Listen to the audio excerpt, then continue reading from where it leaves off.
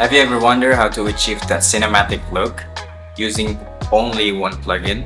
That is Dehancer. Today we're diving deep into Dehancer, one of the most powerful plugins to recreate a cinematic film look using film emulation.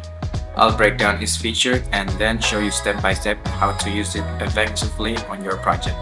Dehancer is a film emulation plugin that mimics the characteristic of an actual film stocks. It goes beyond basic LUTs by simulating halation, bloom, grain, and even film print density. Developed by Dehancer, one of the most professional colorists, works inside DaVinci Resolve, offering non-destructive grading designed to replicate Kodak, Fujifilm, and other iconic film stocks. Unlike standard LUTs, Dehancer provides fully customizable film look, gives you full control over the film characteristic like halation, film grain, and other. Okay, without further ado, let's go hands-on Dehancer in DaVinci Resolve.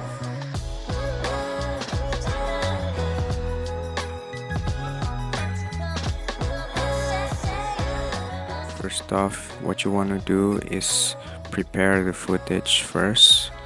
Type Dehancer in the library page.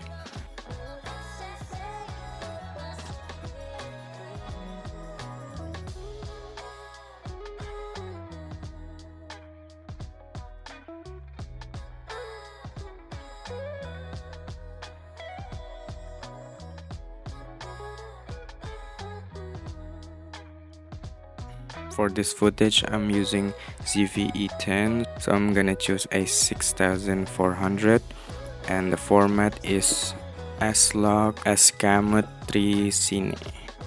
And then after that, you're going to alt click one of these tabs to close all of them because it's too messy for now. First off, what you want to do is go ahead and find the hero shot so we can see much more clearly the skin tone and the environment around. So go ahead and reduce the temperature to around 20, I think. Tint is around negative 20 or 30. And go ahead and open the film tab. You can choose a lot of different options in the profile.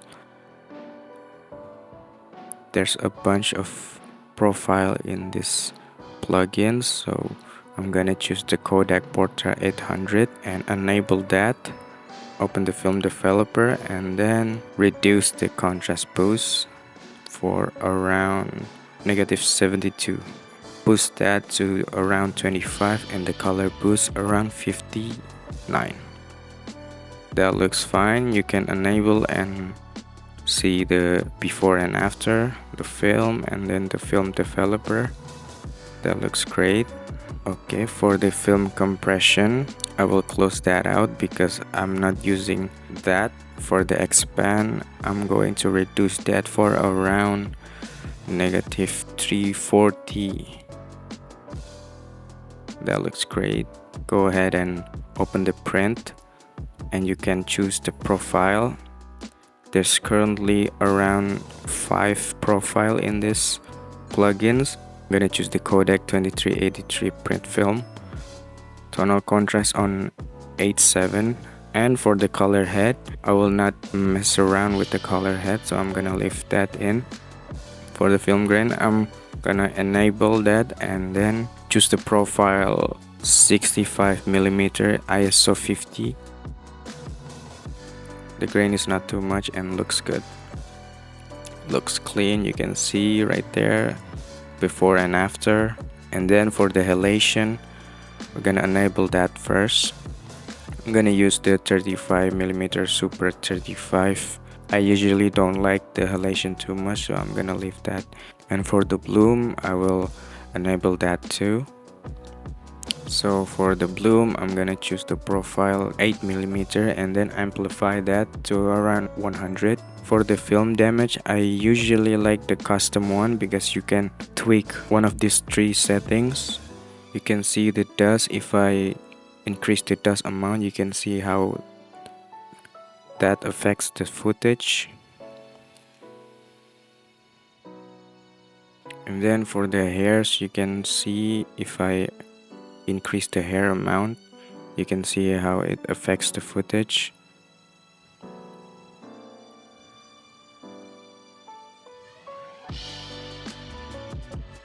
Increasing the scratches amount, and then you can see how it affects the footage. For this one, I'm going to enable only dust, setting the dust amount to around 3, and then leave the rest in there. That looks clean. It's not too much, but it looks clean. You can see the before and after. For the film breadth, I usually didn't mess around with the film breadth because I didn't like how it looks, so I'm gonna skip the film breadth gate weave. For the overscan, you can enable and see how that looks. It's like true film overlay, so if you zoom in you can see how it affects the footage, like you can see the lines and stuff. For the vignette, I'm going to enable that first, and then if you click and hold your footage, you can see the circle mask of the vignette, so you can see where you want to target the mask. And for my exposure, I'm gonna do -0, 128, and then the size is 74. You can see the before and after. That looks great. For the output, you can see you can settings how much you want the film look to impact the footage.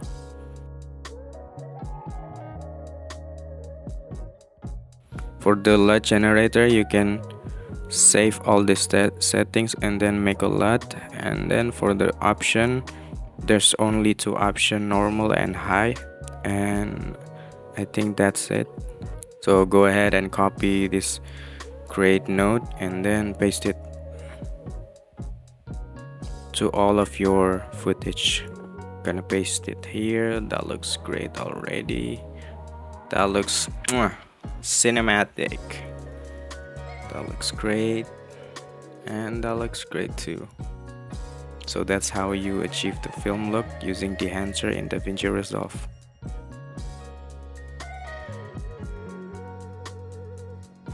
I've already shown what Dehancer can do on desktop, and now it's available on mobile. The iOS version has real film emulation, halation, bloom, and pretty much anything you need for a cinematic grade right from your phone. Honestly, it's impressive how much control you get. Definitely worth checking it out if you're into color grading on the go. Hope you find this helpful. If you want to try Dehancer, use my code SITFilms for 10% off. Take it easy and see you in the next video.